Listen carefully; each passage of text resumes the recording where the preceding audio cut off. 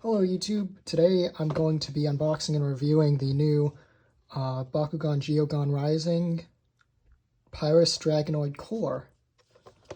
I picked this up at my local Target. Yeah, I haven't really seen too many Geogan Rising core single packs around, so keep an eye out for those. And yeah, so let's get right into it.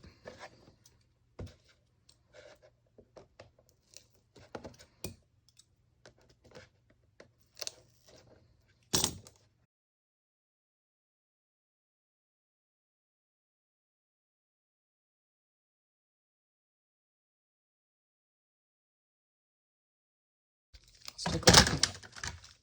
Whoops. Now, let's take a look at the cards.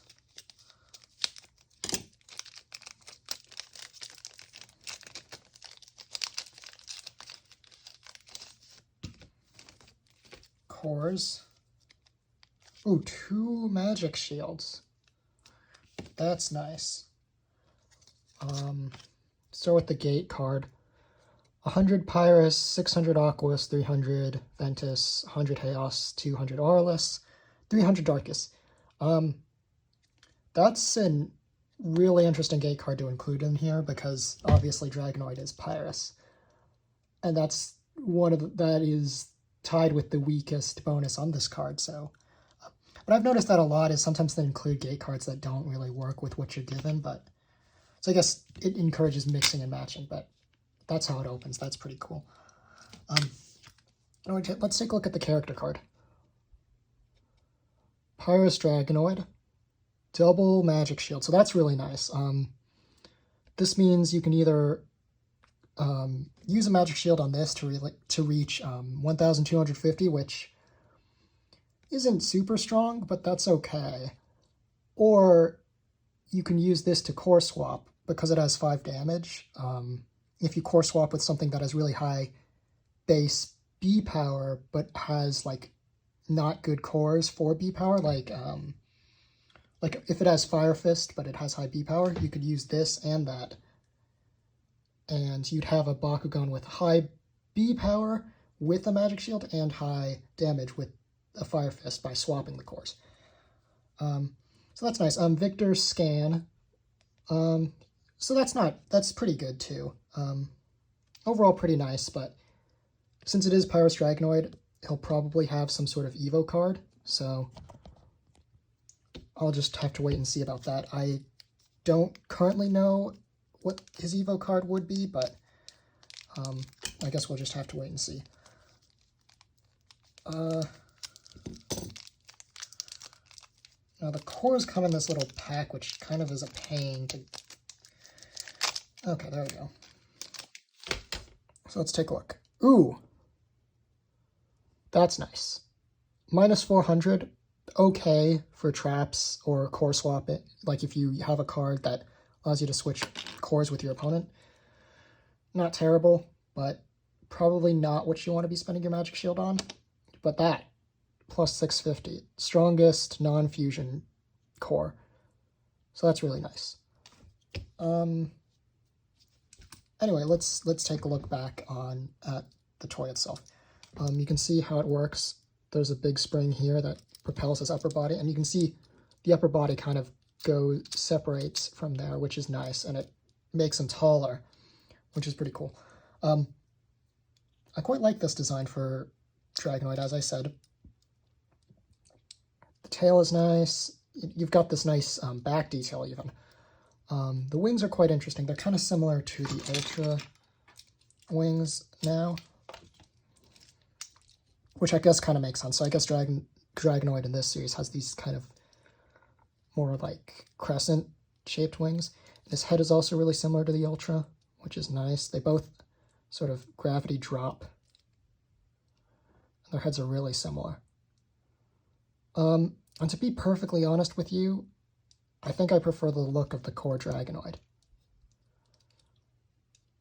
I'm not a huge fan of this new Dragonoid Ultra. It's cool, but it's not amazing in my opinion. I think I prefer the Armored Alliance one. And honestly, I generally wouldn't recommend mono decks or decks that don't use 3 different factions, but these guys might actually be a team if you do run 2 Pyrus Bakugan, or if you do run mono Pyrus or whatever. Because Dragonoid Ultra here has 1000 base B power, but Fire Fist and Green Fist cores. Whereas Dragonoid Core has 2 magic shields, so you can use one of those magic shields to bump the Ultra up to 1650.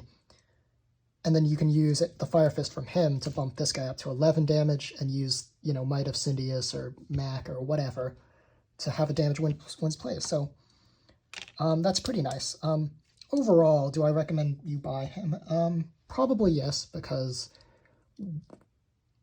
he does seem to be a pretty good card if you are going after, but he's not like the best Pyrus Bakugan per se, but if you're running a specific type of deck, he could really fit in specific decks. But another reason to buy it is, of course, it is Pyrus Dragonoid, you know. Are his arms movable? I don't think they are, but yeah. So again, real quick, to close him, I guess you just, let's see, fold. Okay, yeah, you just kind of have to fold everything sort of together, I think. Fold down the head, hold these, fold these down. And you want the tail, see it has these little tabs to go into there. And then you click it into place. Because the piece that locks it is this center, like, this center spring is what locks everything together. These don't actually tab in it to the magnet lock, but yeah. It's funny. If you do that, he kind of looks like the Ultra. Anyway, that's enough of that. Yeah, so thanks for watching. I'll probably be posting more reviews, so yeah, stay tuned. What I realized before I finish the video, I should probably go over a little bit about rolling and how well this guy does at rolling, because obviously if a Bakugan doesn't roll very well, that's not very good. So we'll just set up 2 cores over here. The arrow is this way, so he should open face forward, upward, forward, you know, away from you, point is. Oh, he didn't open. Maybe that was my roll, though. Okay, there we go. So that's pretty good. Can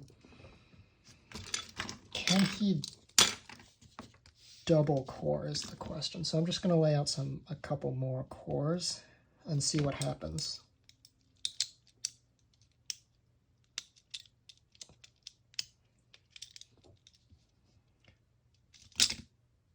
Okay. Oh. Wow, that's actually impressive, because most core Bakugan can't really double core very well. Mostly Ultras can.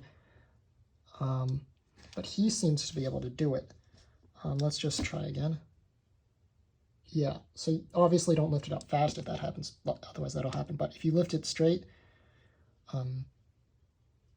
that's really nice.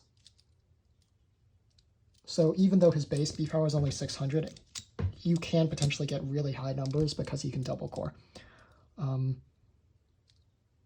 So yeah, some other notes is he kind of reminds me a little bit of the Armored Alliance Dragonoid core, but his arms are in kind of a weird position too. But overall, I really do like this design. The black is really nice. The green Infinity core, well, probably not what it is in this series, but classic fans will know. The head sculpt is really nice. Oh yeah, gear ports on the wings and on the back. So yeah. Anyway, that's it. Thanks for watching.